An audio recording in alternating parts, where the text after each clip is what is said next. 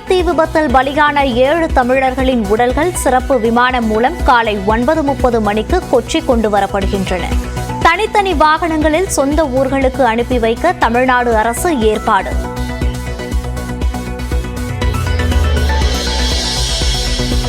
Kuwait தீ விபத்தில் உயிரிழந்த தமிழர்கள் 7 பேரின் குடும்பங்களுக்கு தலா 5 லட்சம் ரூபாய் நிவாரணம். முதலமைச்சர் மு க ஸ்டாலின் அறிவிப்பு.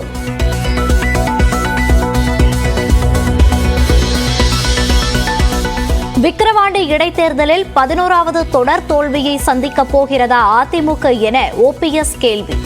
கட்சியை கைப்பற்றுவதை விட காப்பாற்றுவதே முக்கியம் என இபிஎஸ் பெயரை குறிப்பிடாமல் அறிக்கை.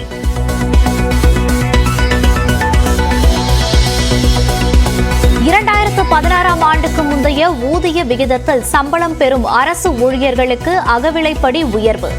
9% வரை அகவிலைப்படியை அதிகரித்து அரசாணை வெளியீடு. G7 மாநாட்டில் பங்கேற்பதற்காக இத்தாலி சென்றடைந்தார் பிரதமர் மோடி. அந்நாட்டு பிரதமருடன் இன்று பேச்சுவார்த்தை.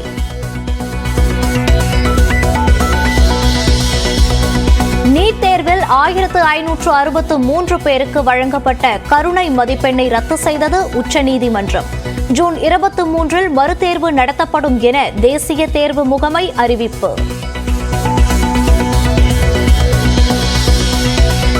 ஜூலை 22ஆம் தேதி தாக்கல் செய்யப்படுகிறது மத்திய பட்ஜெட். தொடர்ந்து 7வது முறையாக தாக்கல் செய்கிறார் நிதியமைச்சர் நிர்மலா சீதாராமன். விக்கிரவாண்டி இடைத்தேர்தலுக்கான அதிமுக வேட்பாளர் விரைவில் அறிவிப்பு என எடப்பாடி பழனிசாமி பேட்டி. பாட்டாளி மக்கள் கட்சி போட்டியிட பாஜக சம்மதம் தெரிவித்துள்ளதாக தகவல்.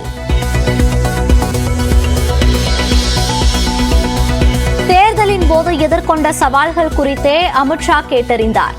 எச்சரிக்கை வீடியோ குறித்து தெலுங்கானா முன்னாள் ஆளுநர் தமிழிசை விளக்கம். T20 உலகக் கோப்பையில் நெதர்லாந்தை 25 ரன்களில் வீழ்த்தியது வங்கதேசம். மற்றொரு போட்டியில் ஓமனை பந்தாடியது இங்கிலாந்து.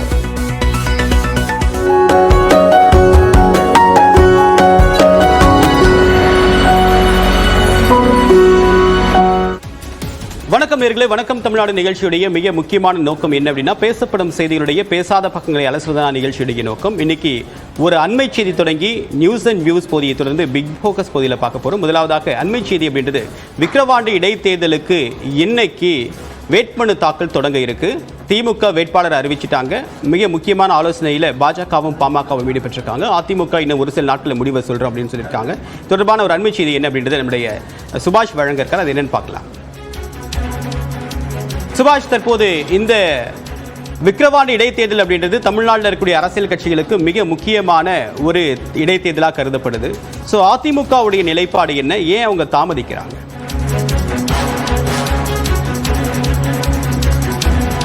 அதிமுக ஒரு வலுவான நிலையில் இந்த தேர்தலை சந்திக்க வேண்டிய சூழ்நிலையில் இருக்கு. அங்கே இருக்கக்கூடிய கட்டமைப்பு, விழுப்புரம் முன்னாள் அமைச்சர் தற்போதைய நாடாளுமன்ற உறுப்பினராக இருக்கக்கூடிய சி.வி. சண்முகத்தினுடைய ஊராக இருக்கிறது. அங்கே ஒரு வலுவான கட்டமைப்பு தங்களுக்கு இருக்கிறது என்றதை அதிமுக தொடர்ச்சியாக சொல்லி வருகிறது. ஆனால் நாடாளுமன்ற தேர்தலில் ஏற்பட்டிருக்கக்கூடிய பின்னடைவு, அதே போல நாடாளுமன்ற தேர்தலில் விழுப்புரம் நாடாளுமன்ற தொகுதிக்குட்பட்டு 35% வாக்குகளை அதிமுக பெற்றிருக்கிறது. அதனால் தாங்கள் வலுவாக இருக்கிறோம் என்பதை ஊர்ஜிதமாக 2ஆம் இடம் காண்பித்திருக்கிறது. ஆகையால் இந்த தேர்தலில் 2 பேருக்கு வாய்ப்பு இருப்பதாக சொல்லப்படுகிறது.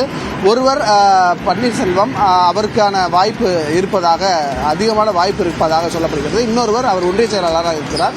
இன்னொருவர் முன்னாள் சட்டமன்ற உறுப்பினராக இருக்கக்கூடிய முத்தமிழ் செல்வன். இவர்கள் ஒருவருக்கு பிரகாசமான வாய்ப்பு, அவர்களுக்கான தேர்தலில் போட்டியிடுவதற்கான வாய்ப்பு இந்த தேர்தலில் வரும் என்று சொல்லப்பட்டிருக்கிறது. அதிமுக ஒரு ஸ்ட்ராங்கான டிஸ்கஷன்ல இருக்காங்க. ஏன்னா இது ஒரு இடைத்தேர்தல் என்பதால ஒரு தொடர்ச்சியான நடைமுறைகள் ஆளும் கட்சி இடைத்தேர்தலில் வெற்றி பெறும் என்ற ஒரு சூழ்நிலை இருக்கும் பொழுது, இப்படிப்பட்ட ஒரு காலகட்டத்தில் தொடர் தோல்விகள், தொடர் சறுக்கல்களை சந்தித்து வரும் அதிமுக அதிலிருந்து மீள்வதற்காக இந்த இடைத்தேர்தலை தங்களுக்கு சாதகமாக பயன்படுத்திக்கணுன்றதுக்காக பல்வேறு காரணிகளை உள்ளடக்கி பேசி வர்றாங்க. விரைவில் இதற்கான முடிவு அறிவிக்கப்படும். நேற்றே கோயம்புத்தூர்ல அக்கட்சியின் பொதுச் செயலாளர் எடப்பாடி பழனிசாமி சொல்லியிருந்தார். இன்று அது குறித்து கட்சியின் மூத்த நிர்வாகிகளுடன் அவர் கலந்து ஆலோசிப்பார் என்று எதிர்பார்க்கப்படுகிறது. நாளை அல்லது நாளை மறுதினத்திற்குள் வேட்பாளர் அறிவிக்கப்பட இருக்கிறார். அந்த வேட்பாளர் இந்த இருவரில் ஒருவராக இருக்கக்கூடும் என்று தகவல் இருக்கிறது. கடந்த மக்களவைத் தேர்தலில் எதிர்க்கட்சிகள் தனித்தனியாக நின்னது அப்படின்றது திமுகவுக்கு சாதகமான அம்சமாக பார்க்கப்பட்டது. ஸோ இந்த விக்கிரவாண்டி இடைத்தேர்தலில் எது போன்ற வியூகங்கள் எதிர்க்கட்சியால் பின்பற்றப்படுது அப்படின்னு நம்ம பார்க்க வேண்டிய தேவையும் இருக்குது. தொடர்பான கள தகவலை கொடுத்தீங்க சுபாஷனுடைய தகவலுக்கு நன்றி. அடுத்தாக நியூஸ் அண்ட் வியூஸ் பகுதியை பார்க்கலாம். நியூஸ் அண்ட் வியூஸ் பகுதியில் முதலாவதாக நம்ம தேர்ந்தெடுத்திருக்கக்கூடிய செய்தி என்ன அப்படின்னு பார்க்கும்போது, நீட் விவகாரத்தில் உச்சநீதிமன்றத்துடைய நேற்று தீர்ப்பு தான்.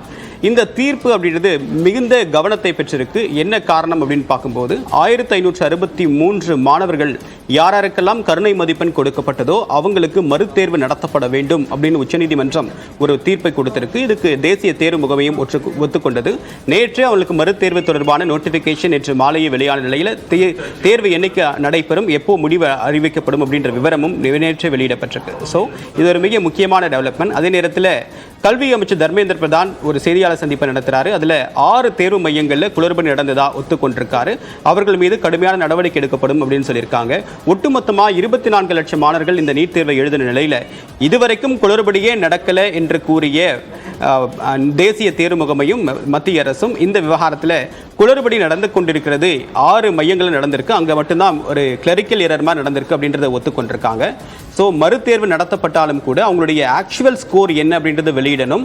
அவங்க மறுதேர்வில் கலந்துக்கல அப்படின்னா ஆக்சுவல் ஸ்கோரை தான் கணக்கில் எடுத்துக்கணும் அப்படின்னு உச்சநீதிமன்றம் கிளாரிட்டி கொடுத்திருக்காங்க.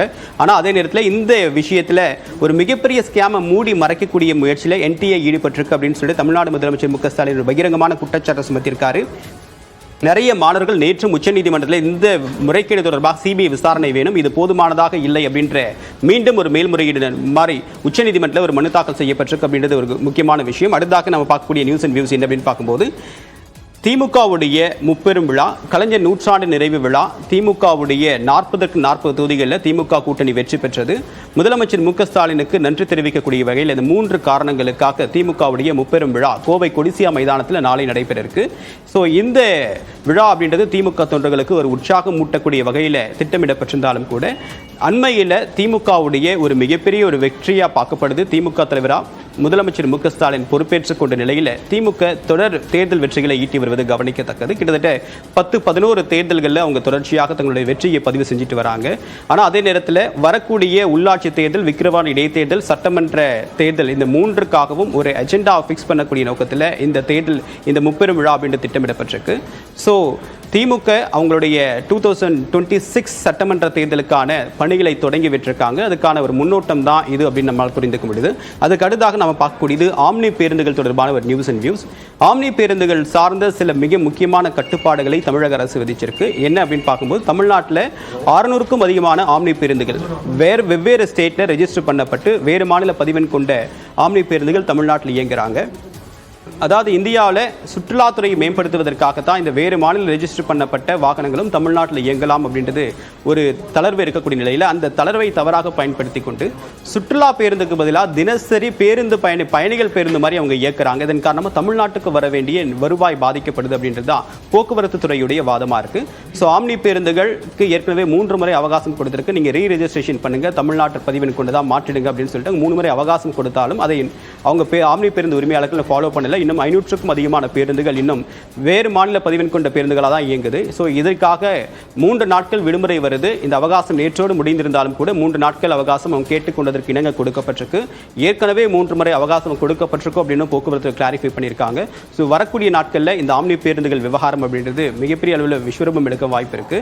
ஆனால் அதே நேரத்தில் இந்த வருவாய்க்கு பாதிக்கக்கூடிய வகையில் இந்த ஆம்னி பேருந்துகள் செயல்படக்கூடியதை ஏற்றுக்கொள்ள முடியாது. இனிமேல் இது மாதிரியான பிளான் தொடர்ந்தா, அவங்க செயல்பாடு தொடர்ந்தா அவங்க மீது கடுமையான நடவடிக்கை எடுக்கப்படும், அபராதம் விதிக்கப்படும் அப்படின்னு சொல்லியிருக்காங்க.